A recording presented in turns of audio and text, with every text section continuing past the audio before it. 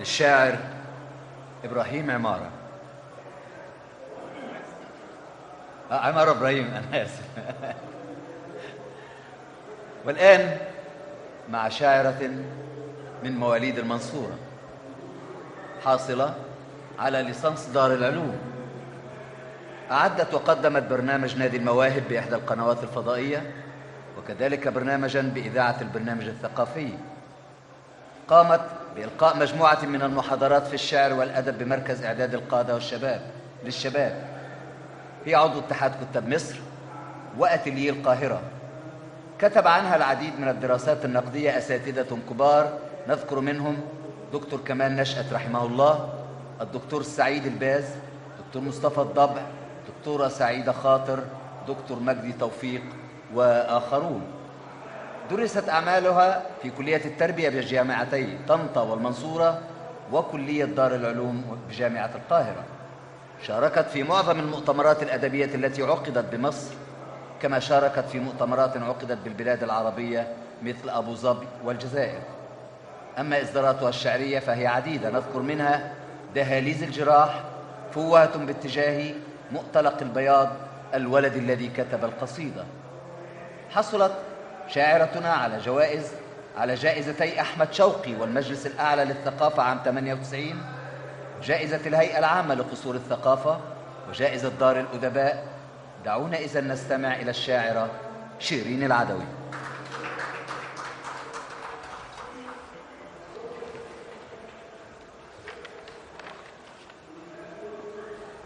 مساء الخير. 3 وردات لأرواح 3 شعراء، وردة لروح فاروق شوشة، ووردة لروح سيد حجاب، ووردة للشاعرة عزيزة كاتو.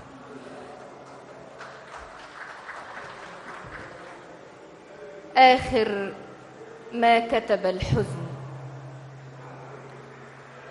وتقول لي والليل صفصاف على حزني، إني اصطفيتك للجزيرة، فخذي إليك شذا تبقى من صوت فيروز الشجي، لا تعتب علي.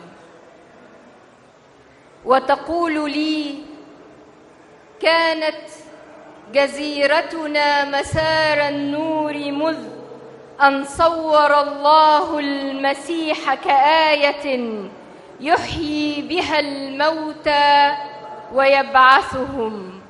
وتقول لي قول البنفسجي خلفت هذا الحزن في دمي المقدس، فخذي إليك ببهجتي وتسربلي بي، أنت في القلب الفرح.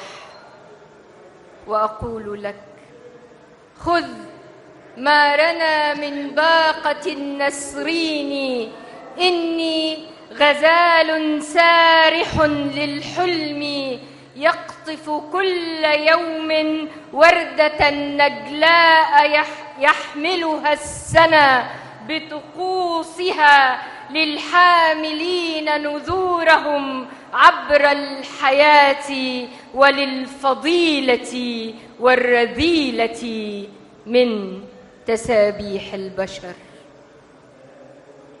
وتقول لي ما در شالك لو تحرك نحو صدري، ضمني أو ضم قلبي.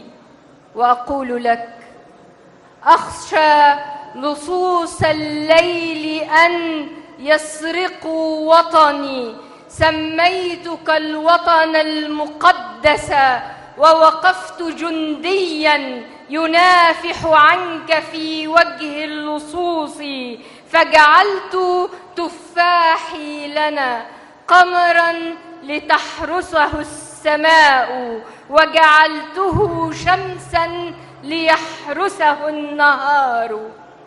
وتقول لي يا أنت موال الرباب سورة التكوين، آية قد سمع، بل شهد من عرف القداسة والرضا. فأقول لك يا قلبك المشغول بالنوار عند مغارة الصوفي، أو في المعبد البوذي أجراس الكنائس للتلمود مئذنة وحارس كأسا بأيدي العامري، هي كلما اختبأت تجاهر وتقول لي يا أنت للفرح الذي انتظرته فينوس الجميلة وحدها 50 دهرا، كانت تقض هناك ميراث الجمال حتى أعود. وكلما غزلت صباحا تأوي إلى سردابها ليلا لتفك ما حاك الجمال بشعرها، وتقول للشمس اختفي، أرجوك أن تتدللي، لا تقبلي حتى ينام العاشقون على جزيرتنا البعيدة. وتقول لي أنت السماء، ميراث أمي من بلاد النيل، أنت دمي، ودمي إذا أصبحته أضحي إله العشق في زمن الضباب. وتقول لي قول المؤرخ للمغازي في كتاب الفاتحين: أنا أول الناجين، أنا آخر الناجين، فلتفتحي جزري ولتزرعي للقائمين منارة التوحيد ثم تبددي.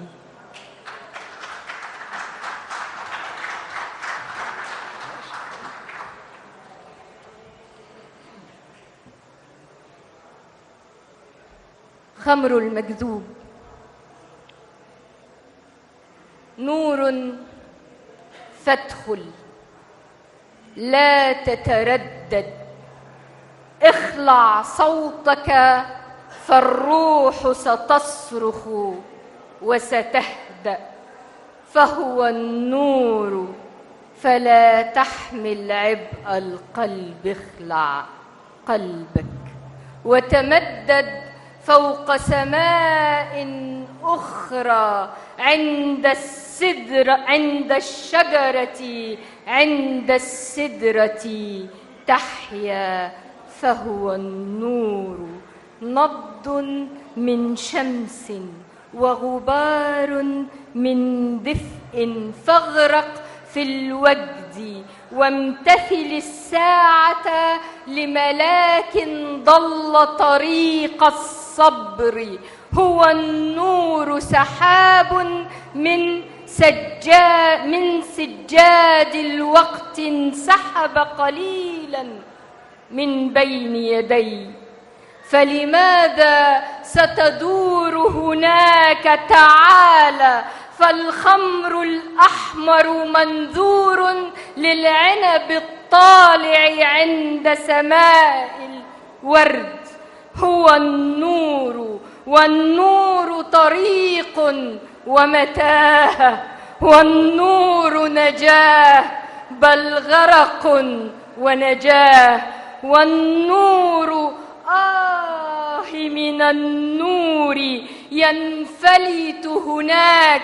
هو النور رقص وصلاة، موت وحياة، إذ يتجلى الصمت في صرخة كل الأشياء، في شهقة قمر يطلع في نبض قد قطر من فم العصفور الماء. يا الله على الماء، لو يتجلى تتجلى الأشياء، والأشياء إذا شاء تشاء. يا عنبي قلبك كأسي، والنبض تعرى عند الوجد، وآه من الوجد إذا كشف عن الوجه.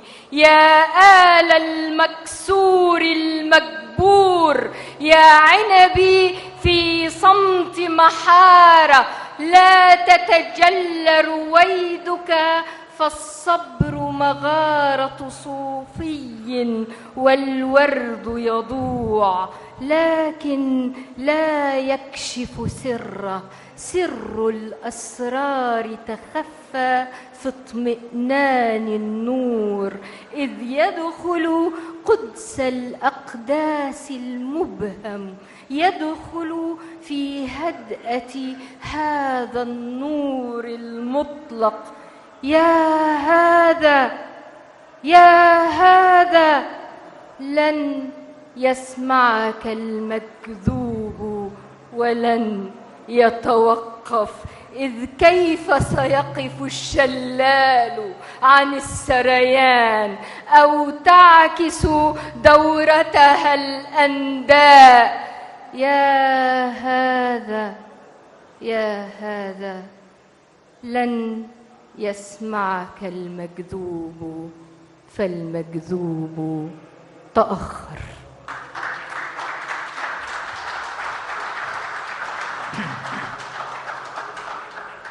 شكرا الشاعرة المتميزة شيرين العدل.